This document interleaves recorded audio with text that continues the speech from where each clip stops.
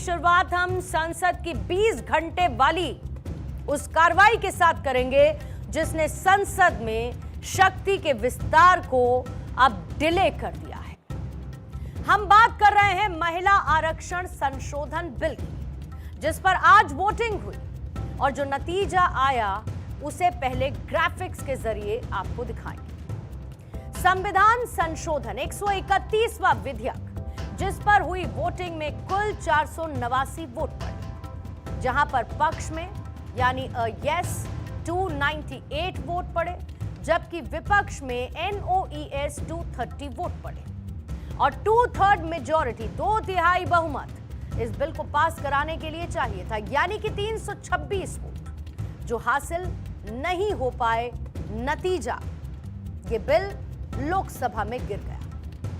आपको ये जरूर पता होगा कि आज जहां पर 3 संशोधन विधेयक संसद के पटल पर रखे गए, जिन्हें कल इंट्रोड्यूस किया गया, लेकिन रूल बुक 66 के तहत तीनों बिल पर सिंगल वोटिंग, जिसमें 2/3 बहुमत न मिलने से ये बिल लोकसभा में गिर गए। कुल मिलाकर लोकसभा में महिला आरक्षण बिल पारित नहीं हो पाया और संसदीय कार्य मंत्री किरण रिजिजू ने इसे ऐतिहासिक मौका खोने वाला करार दिया।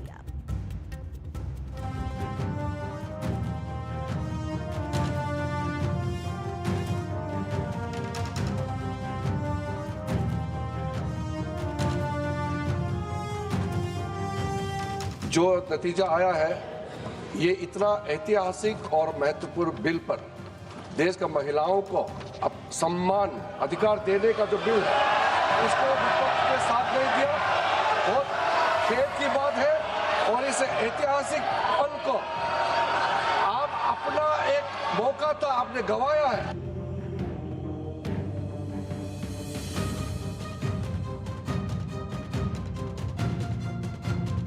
ये बिल जिस तरह से सरकार ने पेश किया, उस तरह से उसका पारित होना नामुमकिन था, क्योंकि उन्होंने ही महिला आरक्षण को परसीमन से जोड़कर और पुराने वाले जनगणना से जोड़कर उन्होंने ये जो कदम उठाया, उसकी वजह से इसे डिफीट किया गया।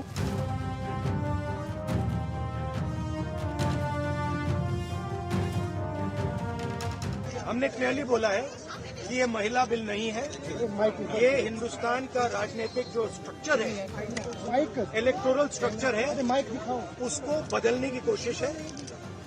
ये हमने रोक दिया है और मैं अभी कह रहा हूँ, प्रधानमंत्री से कह रहा हूँ, अगर आप महिला बिल चाहते हैं, 2023 का महिला बिल निकालिए, उसका इम्प्लीमेंटेशन आज से करिए और पूरा का पूरा ऑपोजिशन 100% आपको समर्थन देगा।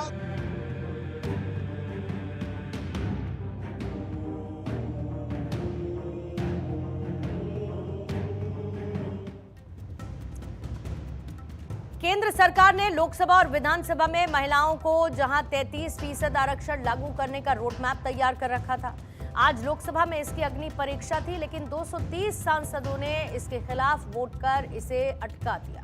चर्चा के दौरान विपक्ष का रुख यही बता रहा था कि वो इस बिल को लेकर एक बड़ा हर्डल क्रिएट करेगा।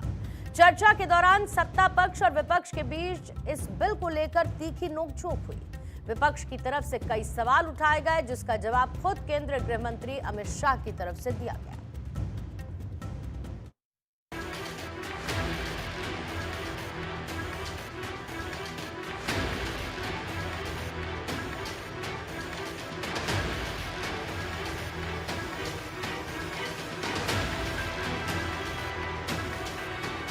मैं पहले भी जो जनगणना हुई है कांग्रेस पार्टी के समय में, इसके भी प्रश्नोत्तरी को स्टडी किया हूं। जब बिल्डिंग की जनगणना होती है, उस वक्त जाति जनगणना तो करते ही नहीं थे, परंतु धर्म भी नहीं पूछा जाता है और कुछ नहीं पूछा जाता है।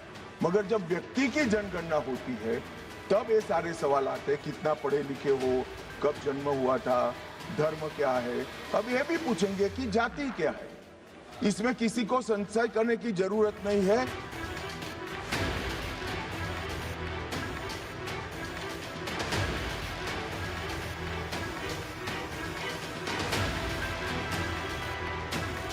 are some truths that need to be told here today in this house. The first truth is that this is not a women's bill. This is nothing to do with the empowerment of women. There is a women's bill. It was passed in 2023 in this house itself. My friends and teachers in the BJP said that it will be implemented in 10 years' time. That is the women's bill. This is an attempt to change the electoral map of India.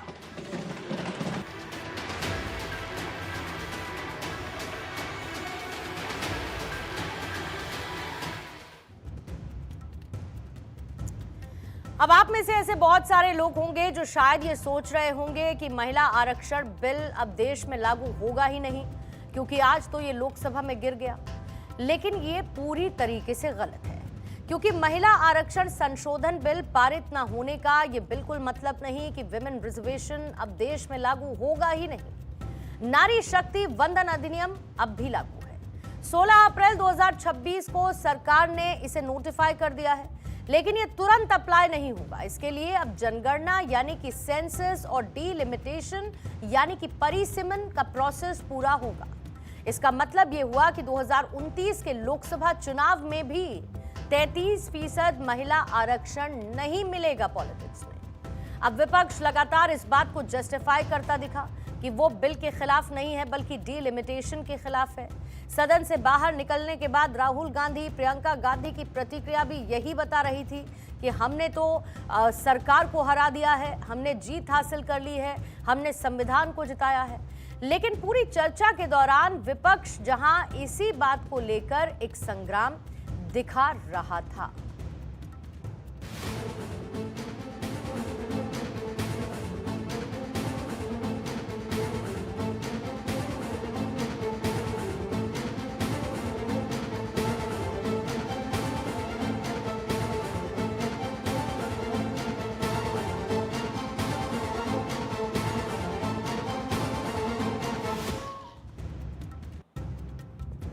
आज हर उस महिला को मायूसी हाथ लगी जो पंचायत से संसद तक का सफर तय करना चाहती थी। वो बेटियां जिन्होंने किताबों में तो बराबरी को पढ़ा और वो माएं जिन्होंने अपने सपनों को अगली पीढ़ी के नाम कर दिया।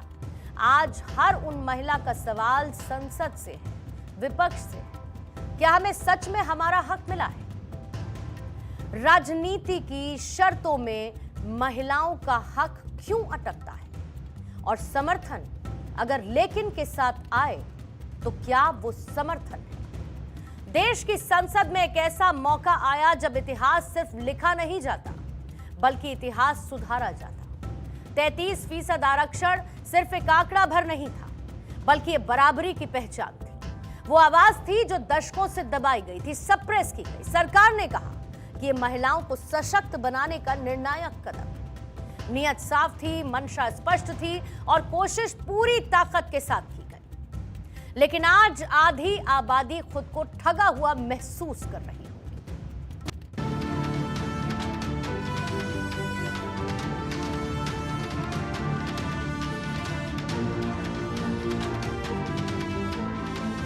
एक 140 करोड़ की जनता के मन में किसी की भी प्रकार का भ्रांति, कंफ्यूजन न हो, इसलिए स्पष्ट करना चाहता हूं कि नरेंद्र मोदी जी की कैबिनेट ने जाति जनगणना का जो निर्णय किया है वो कैबिनेट प्रस्ताव में 26 की जनगणना जाति के साथ कराने का निर्णय किया है।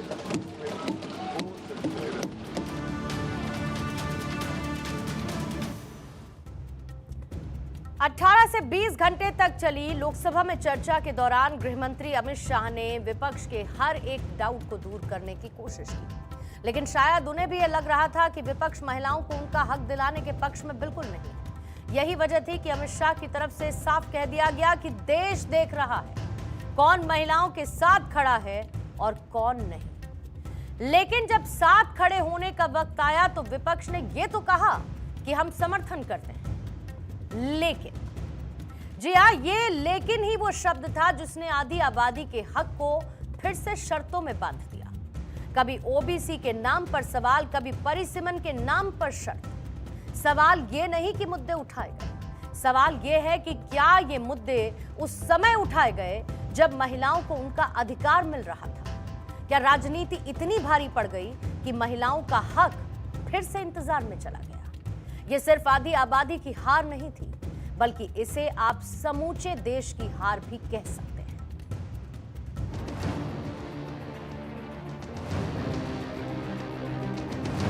से लगातार हमारी पूरी पार्टी माननीय प्रधानमंत्री जी के नेतृत्व में माताओं को अधिकार देने के लिए, बहनों को अधिकार देने के लिए, दलित, शोषित, वंचित, पिछड़ों को अधिकार देने के लिए 33% रिजर्वेशन के लिए चिंतित है। रात 1:30 बजे तक पूरे संसद के सदस्य और खासकर भारतीय जनता पार्टी और एनडीए के सदस्य